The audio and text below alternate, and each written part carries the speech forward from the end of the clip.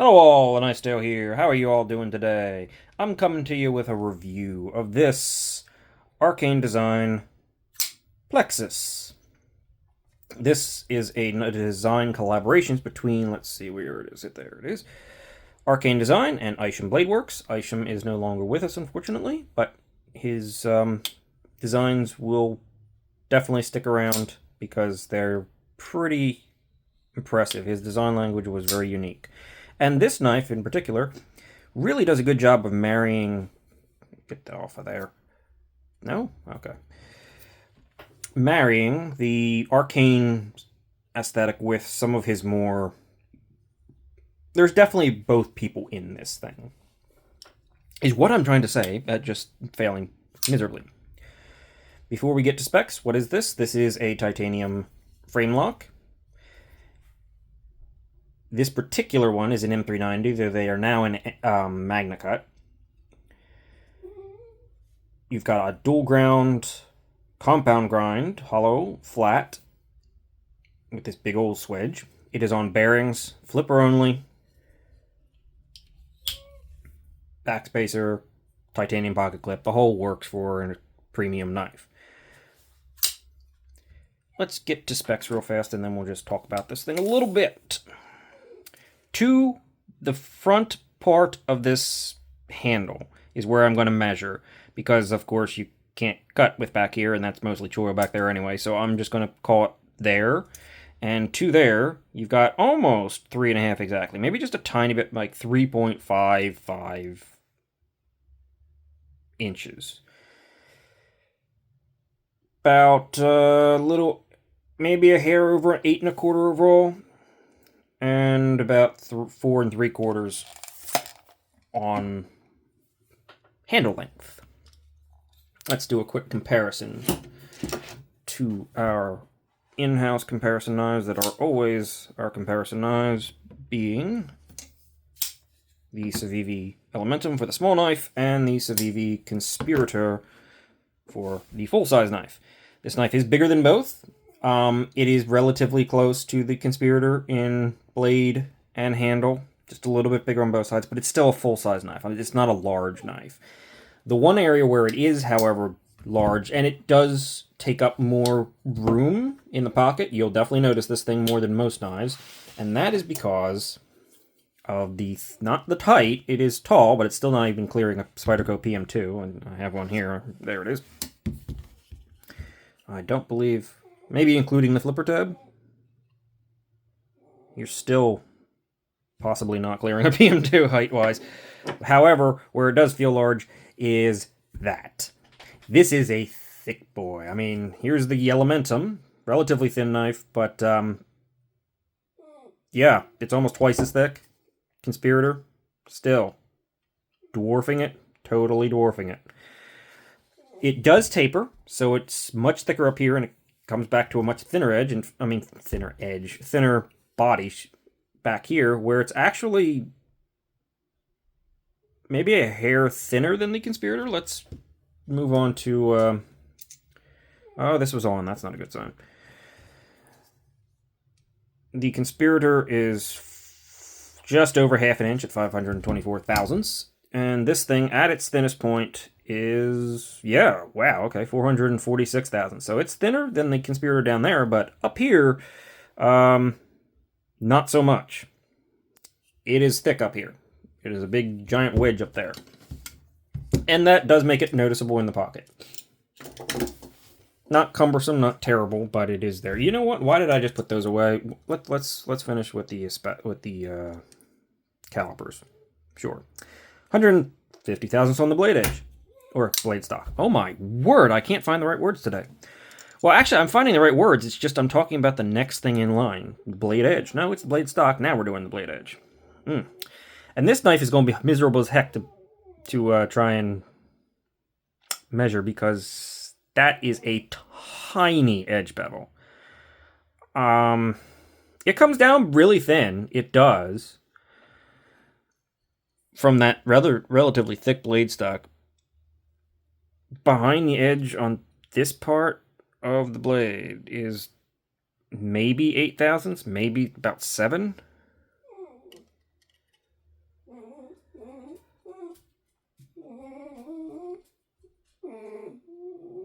maybe 10 up there on the flat ground area. It's just that this dang edge bevel is so tiny. I'm hoping it's not like 30 degrees per side on the edge bevel. If anybody... Oski, okay, we get it. You're here. You've announced yourself. Thank you.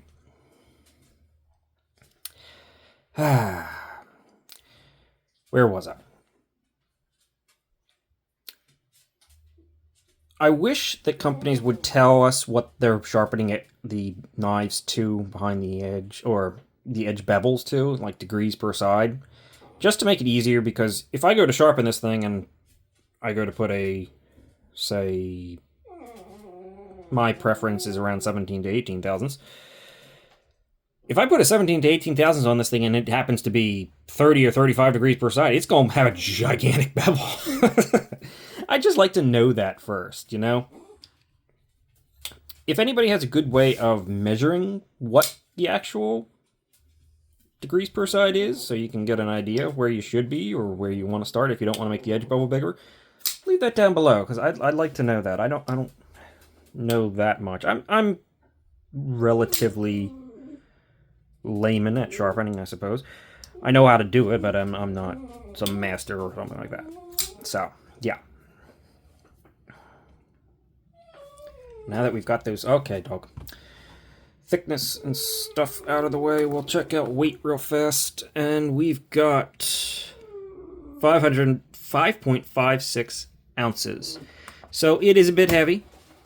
It's right in that realm where you are going to start noticing that it's heavier than the average, maybe smaller knife or lighter carry knife. I don't mind it at this weight, but as I said, it is thick, so you do kind of notice it in the pocket.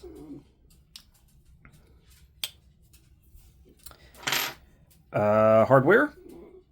We have a T8 pivot, and everything else on this thing should be a T6, unfortunately, but yes, it is. These are not the deepest feeling T6s, I have to admit. They're not terrible, but they're not the best ever. What the heck? Is that not a T6 in the back here?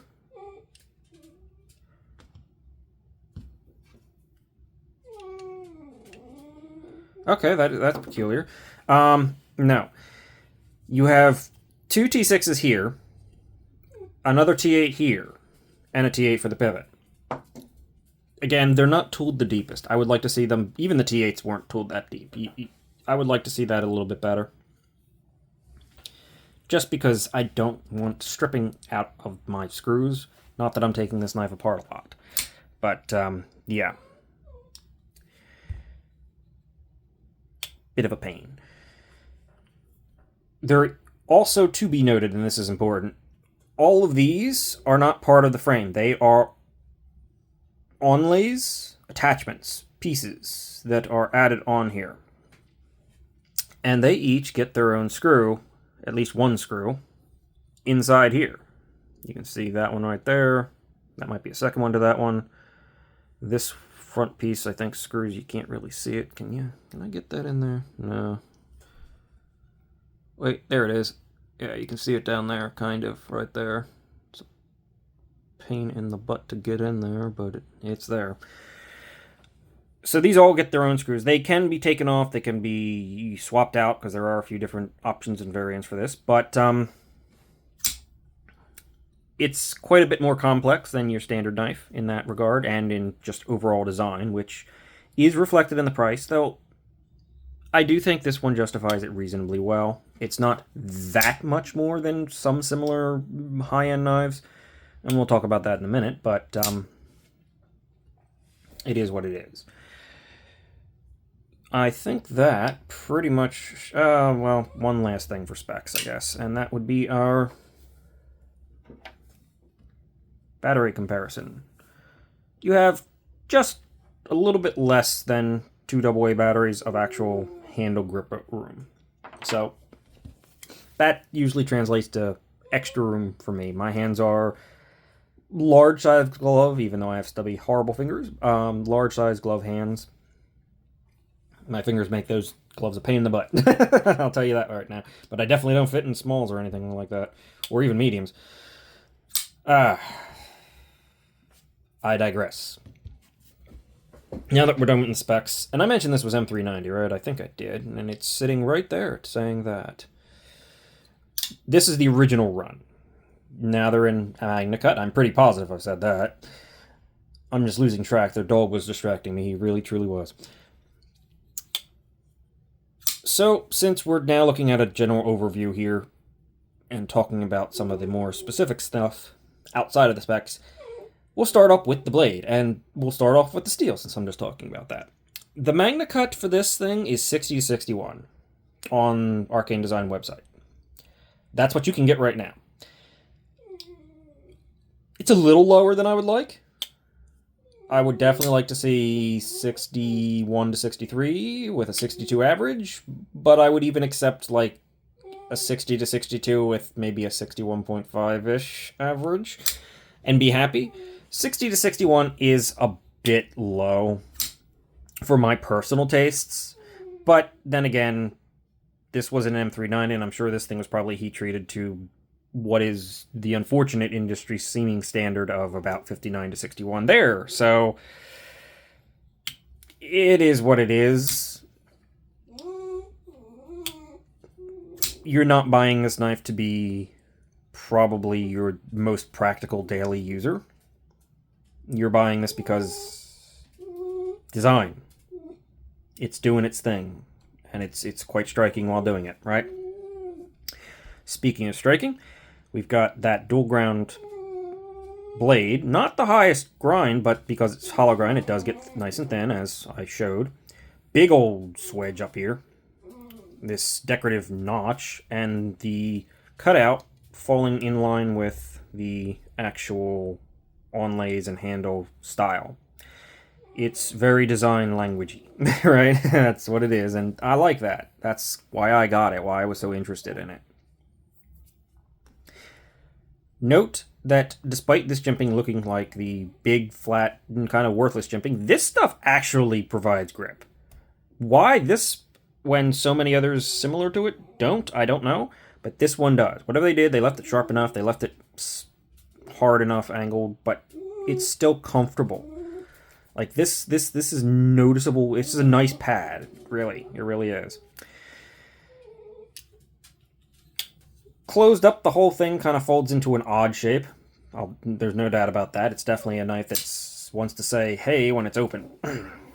And it's pretty aggressive doing it, but it's interesting enough that I would say it's a conversation piece more than like, oh my god, it's a knife. Yes, it is, but look at it. Ooh, look at it. The plunge grind is actually quite good. It ends back here, so you'll have no trouble sharpening. Flipper only, as I said. Though, if I remember correctly, I haven't done this in a while. Yeah, I think I could probably... Yes, I can front flip this thing. It's not the easiest thing in the world to do, and it's certainly not meant for it, but I can do it. But your primary method is this. Okay! Hey, dog! Jeez, I'll be right back. I'm going to see what he needs. Believe it or not, after all that, he didn't tell me what he needed. Ah, yes. A little fruit bat. Really? Where was I? Flipper tab. Small, minimal, yet well designed, well placed, good amount of leverage. Works really well. It's your primary method, so get used to it. Lock bar access is not bad, but because of how thick it is and because of the placement of the chamfers, it doesn't feel as hard as you might think, even though it doesn't sit as proud as maybe it could. It's actually pretty easy to disengage. It's not totally from the front. It's all right. And I'll sacrifice a little bit for that aesthetic.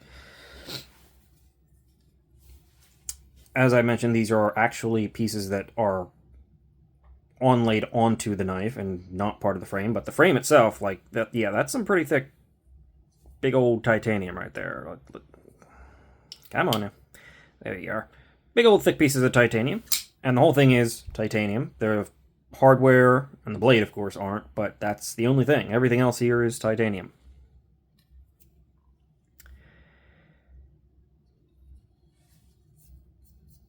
Pardon me. Very angular design. Yes, that's kind of Arcane Design's thing.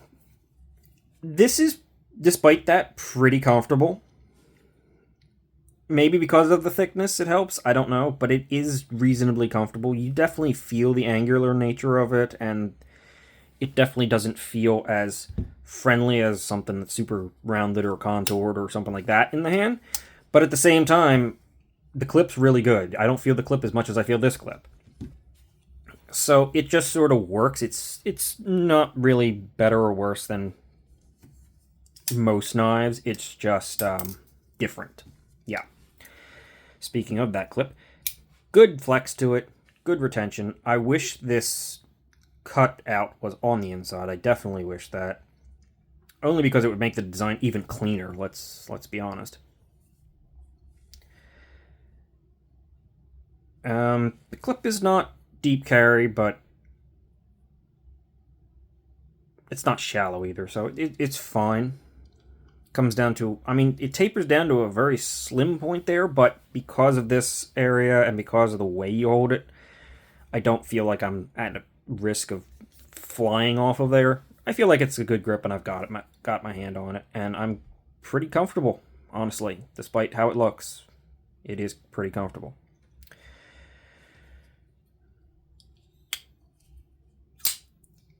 It is pretty smooth on these bearings, though it does feel a little bit dried out inside. I haven't had this one out for a while, I'll be honest with you.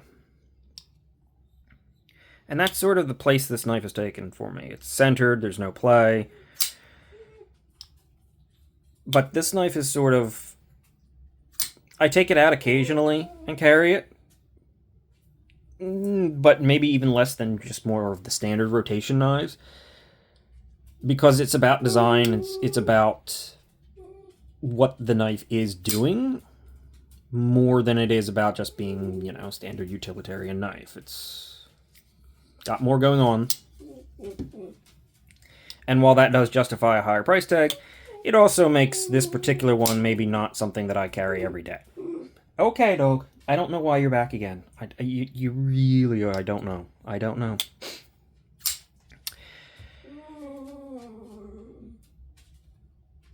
This knife, in its original configuration, in this black and teal-ish, sky blue kind of thing, is $399, which is expensive.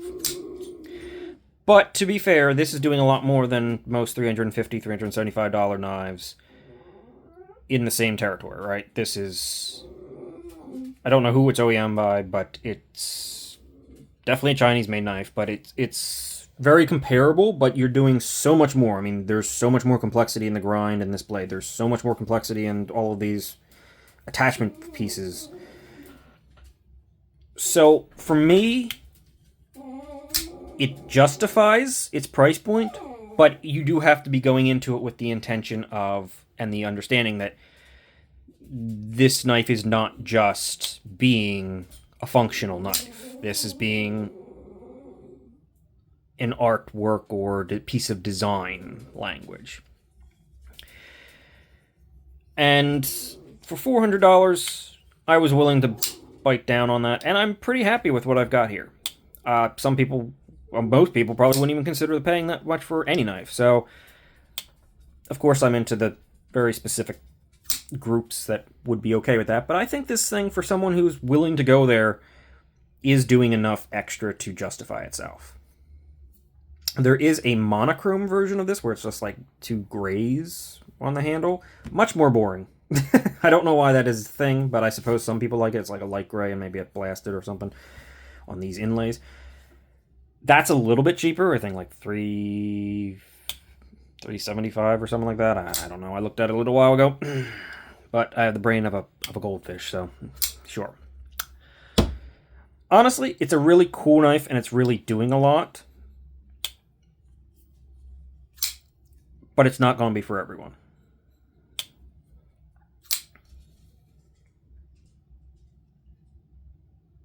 And that's pretty much the entirety of my main review here. I don't really think I have anything else to say. It's really doing its own thing. And I, for one, am here for it because I like it. That's all.